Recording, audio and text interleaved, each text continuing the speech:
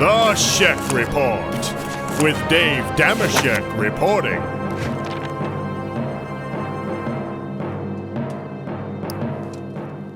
Dameshek here, and so is football. Thank goodness. Just remember, players and coaches and uniform designers, don't get angry at me if I call your name. Ultimately, I didn't do this to you. You did this to you. Let it begin! At number 5, let's just get right to it. The Cleveland Browns' new costumes. People keep asking me why the jerseys say Cleveland and the pants say Browns. It took me a few weeks to figure it out, but I think I have it. It's because they're the Cleveland Browns. I don't know. That's all I could come up with. But hey, good for them. They've decided to get remedial. Start on the ground floor and all that. Ball. Field. Now all they need is one of these. Well, no. Try another. Well, that's a little closer, but hey, you'll figure it out one of these days, Cleveland. We're all rooting for you.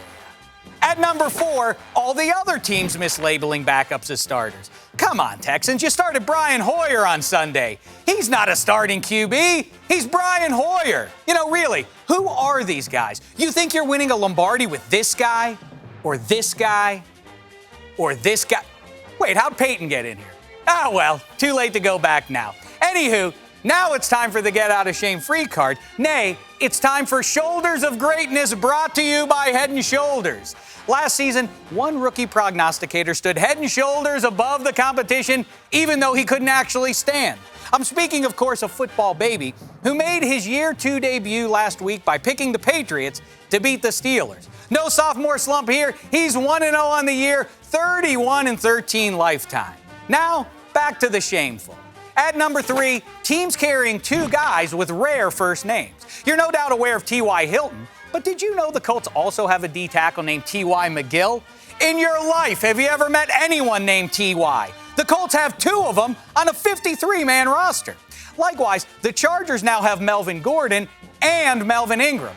Melvins aren't rare at computer camp or when you search for punk on Spotify, but it's quite unusual for a pro football team. And here's the real problem. In a copycat league, I'm guessing the Jets will no longer settle for a player named Jim or Doug. No, they'll hold out for another D'Brickashaw. And I hate to be the bearer of bad news, but I want to introduce you to my friend here. It's D'Brickashaw Silverwiener. D'Brickashaw, would you like to play for the New York Jets? Nah, I'm good. I didn't think so. Hey, happy Rosh Hashanah to you, D'Brickashaw. And happy Rosh Hashanah to you, D'Brickashaw Ferguson. At number 2, $4 billion worth of ridiculousness in the Geradome. And I'm not even talking about Eli's inability to understand how clocks work. No, I'm more interested in Eli's audibles. What Peyton does for a certain Italian style of poultry prep, Eli does for Mexican food. Go to 59, taco. We also discovered a possible explanation as to why Darren McFadden struggles to stay healthy. It's also a good lesson for you kids out there. You need proper footwear to succeed in pro football. And Dez Bryant, before breaking a bone in his foot and before breaking the bleep button, That's what I'm talking about. yeah, before that, he got dehydrated. The now deputized Shane Field reporter easily recalled one, figured out why. Jason Garrett is a sports drink hoarder. You gotta share, coach.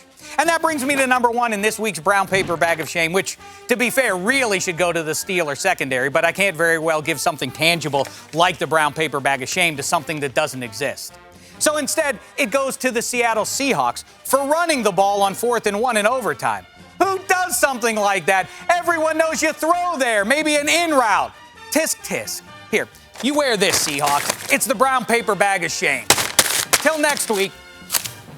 Try not to embarrass yourselves. See that left arm? Throw better than Jameis did.